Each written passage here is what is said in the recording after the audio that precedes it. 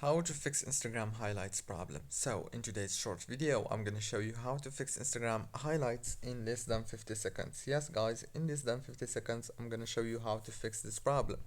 All what you need is open the settings on your phone and then go to the wireless and networks, go to the Wi-Fi, disable it, and then go back to the settings, open the apps manager page, go to apps, choose Instagram, click on force stop, and then go down to the storage, click on the clear internal data or clear data right here, go back to the settings, click on wireless and networks, and then enable the Wi-Fi again, and that's it.